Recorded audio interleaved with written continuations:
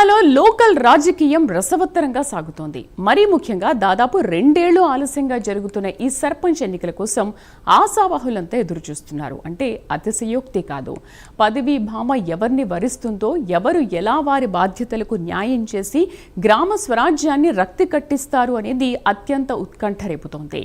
పార్టీల ప్రమేయం లేదని అందరూ పైకి చెబుతున్నా లోలోన నడుస్తున్నదంతా కూడా పార్టీల వ్యవహారమేనని మర్చిపోరాదు. టెక్నికల్గా అందరూ ఇండిపెండెంట్లే, కానీ వారు ఏదో ఒక రాజకీయ పార్టీతో అనుబంధం కొనసాగిస్తూ ఉన్నవారేనని గమనించాలి. ఇలాంటి సానుకూలతల వల్ల ఎవరు ఎలాంటి గేమ్స్ ప్లే చేసినా అంతా చల్తాహాయ్ అన్నట్టుగానే నడుస్తోంది. అయితే ఇక్కడ కీలకమైన అంశం ఏంటంటే, సర్పంచ్గా ఎన్నికైన వ్యక్తి మాత్రం రానున్న 5 సంవత్సరాలు కూడా తలకు మించిన పరీక్షలు ఎదుర్కోవాల్సి ఉంటుందని గమనించాలి. ఎందుకంటే కొందరు సర్పంచ్ అభ్యర్థులు ఏకగ్రీవంగా ఎన్నికయ్యేందుకు తలకు మించిన హామీలు ఇవ్వడం ఒకటే కాదు, శక్తికి మించి ఆర్థిక భారాన్ని కూడా మోసేందుకు అంగీకరిస్తున్నారు.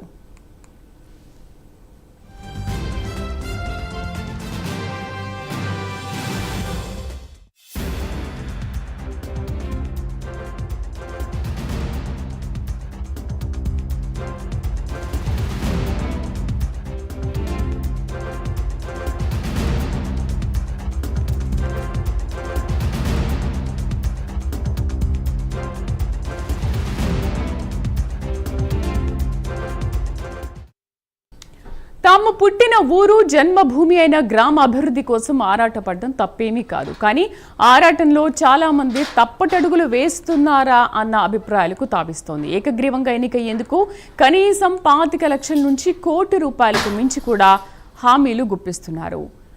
5 ఏళ్లలో గ్రామ సర్పంచ్కి ఎన్ని కోట్ల నిధులు వస్తాయి, అందులో తాను ఎంత సంపాదించాలి, లెక్క చూపాల్సింది ఎంత, ఇచ్చిన హామీల కోసం లెక్క తప్పించాల్సింది ఎంత, ఇలాంటి గంభీరమైన ప్రశ్నలు తెర మీదకి వస్తున్నాయి.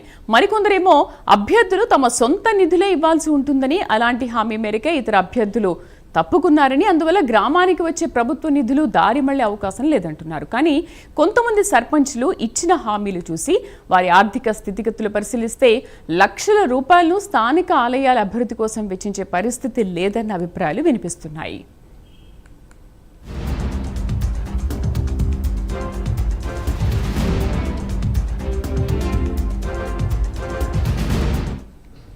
నేల విడిచి సాము చేస్తున్న అభ్యర్థుల గురించి మరిన్ని వివరాలు తెలుసుకునే ముందు తెలంగాణ గ్రామ పంచాయతీ ఎన్నికల నామినేషన్ల ప్రక్రియ, తొలి విడత ప్రాసెస్ గురించి ఒకసారి చూద్దాం.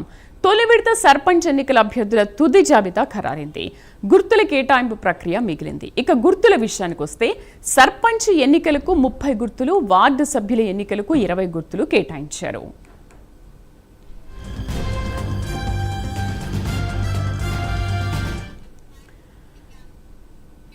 ఎన్నికల షెడ్యూల్ ప్రకారం మొదటి విడతలో నామినేషన్లు వేసిన అభ్యర్థులు 3వ తేదీ మధ్యాహ్నం 3 గంటల వరకు తమ నామినేషన్లను ఉపసంహరించుకోవడానికి అవకాశం ఉంది. ఆ గడువు ముగిసిన వెంటనే పోటీలో మిగిలిన అభ్యర్థులకు గుర్తుల కేటాయింపు ప్రక్రియ ప్రారంభమవుతుంది. గుర్తుల కేటాయింపు ప్రక్రియ పూర్తిగా తెలుగు ఆల్ఫాబెటికల్ ఆర్డర్లో జరుగుతుంది. అభ్యర్థులు నామినేషన్ పేపర్లలో తమ పేరును ఏ విధంగా పేర్కొంటే ఆ పేరులోని మొదటి అక్షరం ఆధారంగానే గుర్తుల కేటాయింపు జరుగుతుంది.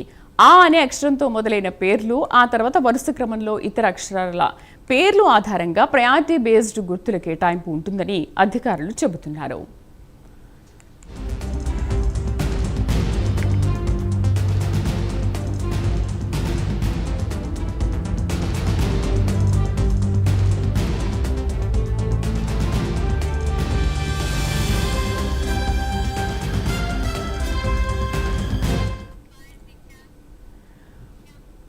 కొంతమంది తమ ఇంటి పేరును ముందుగా రాస్తే, మరికొందరు తమ పేరును ముందుగా రాసి ఇంటి పేరును తర్వాత చేరుస్తారు.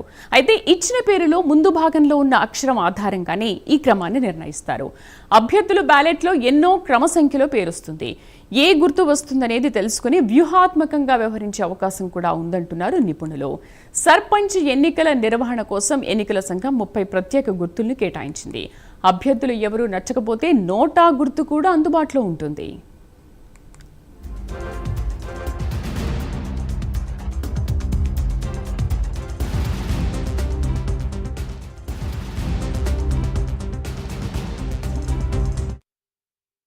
సర్పంచ్ అభ్యర్థులకు సంబంధించిన గుర్తులను గులాబీ రంగు బ్యాలెట్ పేపర్పై ముద్రిస్తున్నారు. ఇక ప్రాధాన్యతా క్రమంలో ఉంగరం, కత్తెర, బ్యాటో, football, ladies purse, TV remote, toothpaste, sponsor, చెత్త డబ్బా, బ్లాక్ బోర్డ్, బెండకాయ, కొబ్బరి తోట, వజ్రం, బకెట్, డోర్ హ్యాండిల్, టీ జాలి, మంచం, టేబుల్, బ్యాటరీ లైట్, బిస్కెట్, వేణువు, చెప్పులు, గాలిబుడగ, క్రికెట్ స్టంప్స్ వంటి నిత్య జీవితంలో ఉపయోగించే వస్తువులకు సంబంధించిన గుర్తులు కేటాయించారు.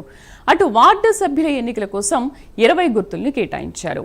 నోటాతో కలిపి మొత్తం 21 గుర్తులు ఉంటాయి. గుర్తుల్లో gown, gas stove, stool, gas cylinder, బీరువా, విజిల్, కుండ, డిష్ యాంటీనా, గరాటా మూకుడు, ఐస్ క్రీమ్, గాజు గ్లాసు, పోస్ట్ డబ్బా, cover, hockey stick and ball, neck tie, cutting player, box, current pole, kettle, NOTA వంటి సాధారణ గుర్తులను కేటాయించారు. వార్డు సభ్యుల బ్యాలెట్ తెలుపు రంగులో ఉంటుంది. ఇక గుర్తుల కేటాయింపు పూర్తయిన వెంటనే ఆయా గ్రామాల్లో పోలింగ్ ప్రక్రియకు అవసరమైన బ్యాలెట్ పేపర్లను ముద్రించి పంపిణీ చేస్తారు. తొలి విడత ఎన్నికలకు ఈ నెల 11న పోలింగ్, అదే రోజు ఫలితాలు ప్రకటిస్తారు.